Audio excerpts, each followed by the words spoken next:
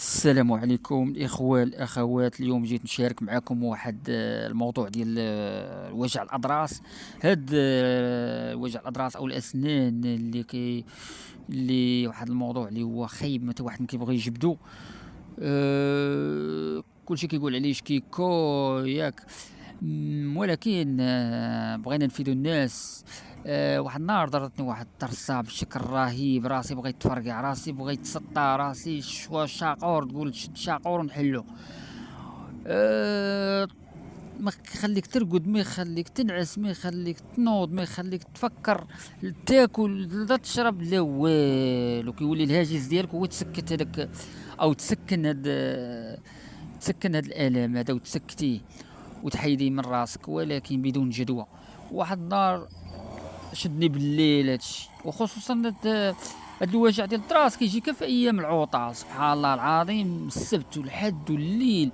ما كاين طبيب، ما كاين صيدليات محلولين لا والو.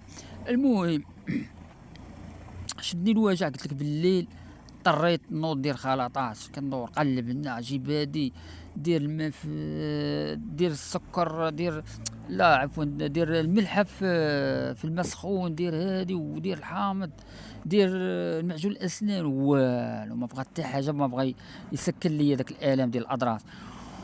إيه حتى واحد اللحظه شديت تومه الحمراء، فص ديال الثوم، وشديت نص معلقه ديال الملحه العاديه، وخلطتهم بجوج، حتى فزقت هذيك الملحه، فزقت مزيان، وشديت بالاصبع ديالي بحكا، وحطيته على الوجع ديال، على الضرسه اللي ضراني بالضبط، على ديك في كاينه السوسه وفين ضراني الضرسه بالضبط.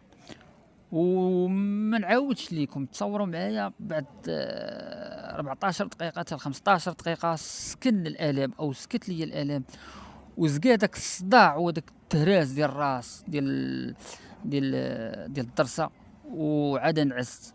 وراه هادي راه جربوها، وان شاء الله غيكون الخير، وقولوا بسم الله.